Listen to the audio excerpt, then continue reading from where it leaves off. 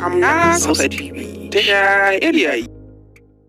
A yanzu dai an kawo ƙarshen zaman ɗarɗar da rashin tabbas a jihar Kano bayan da kotun koli ta yanke hukunci kan takaddamar wanda ya lashe zaben gwamnan jihar Kano tsakanin gwamna Abba Kabir Yusuf da Nasiru Yusuf Gawuna. Mai shari'a Okoro yayin da yake karanto hukuncin ya ce kotun ƙasa ta yi kuskure kan bincikar batun kasancewar Abba Kabir Yusuf ɗan jam'iyyar NNPP, sannan kotun sun yi kuskure wajen cirewa gwamnan Abba Kabir Yusuf ƙuri'u 165,616. Mai shari'a Okoro ya ce tabbas wannan ƙara da aka ɗaukaka na da ma'ana kuma an karɓe ta, saboda haka mai ƙara shine wanda ya sami ƙuri'u mafiya rinjayen da aka kada a zaben. Haka zalika alƙalan na kotun kolin sun yi sanar cewa batun zaman Abba ɗan takarar gwamna a NNPP abu ne na cikin gidan jam'iyyar, don haka wanda ba ɗan jam'iyyar bane ba shi da hurumin ƙalubalantar zamansa ɗan takarar jam'iyyar. Da yake soke hukunce-hukuncen na farko, mai shari'a Okoro ya shawarci alƙalai da su rika yin duba na tsanaki kan ƙararrakin da aka kawo gaban su kafin su yanke hukunci. A saboda haka mai shari'a Okoro ya ce kotun koli ta jingine waɗancan hukunce-hukuncen a gefe saboda babu dalilin rushe nasarar gwamnan na Kano.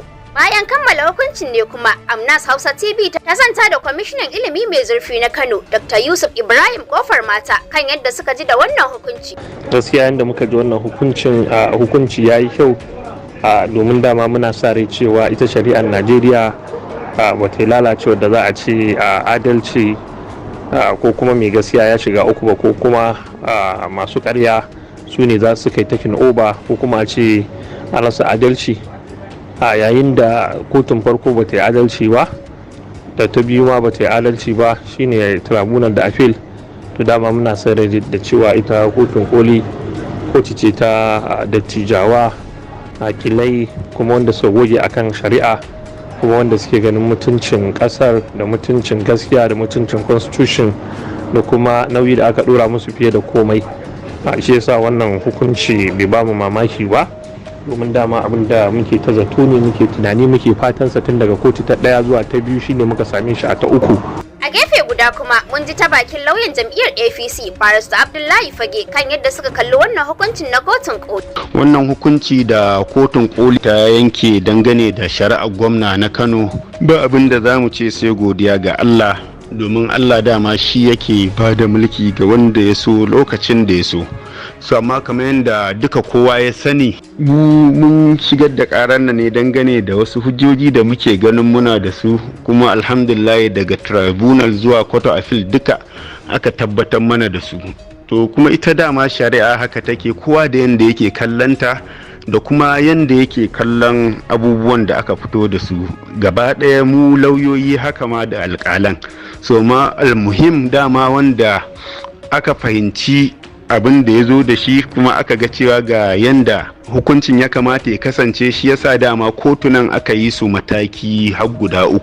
Kowanne kuma in yayi hukuncin yana yi ne da iya a fahimtar shi da hujjoji da yake gabatar da su. To yau kotun koli a bisa hikima da yanda suke kallon abu sun yi hukunci, sun tabbatar da gwamnan Kano a matsayin halattaccen gwamna.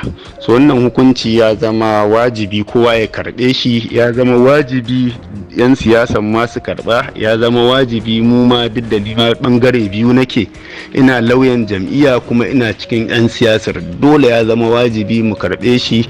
Dai ci gaba da gudanar da shagulgulan nuna murna da samun nasarar gwamna Abba Kabir Yusuf a sassa daban-daban na jihar Kano. A tattaunawarsa da manema labarai a harabar ta kotun jim kaɗan bayan yanke hukuncin, gwamnan jihar ta Kano Abba Kabir Yusuf ya ce yana farin ciki maras misali da hukuncin kotun koli wanda ya tabbatar da nasararsa a matsayin halastaccen gwamna. Abba Kabir Yusuf ya ce ya gode wa al'ummar jihar Kano da ma Najeriya baki daya bisa addu'o'in da suka shafe watanni suna yi masa, wanda a cewarsa addu'o'in su ne suka yi tasiri wajen bashi nasara a zaman na kotu. Baya ga jihar ta Kano, kotun koli ta tabbatar da zaben da aka yi wa gwamnonin Zamfara da Bauchi da Filato da kuma Akwa Ibom, inda dukkan su dan jam'iyyar PDP. A nan sai mu ce Allah ya bawa gwamna ikon kyautata wa talakawansa. Salma Usman Lawan, Amnas Hausa TV.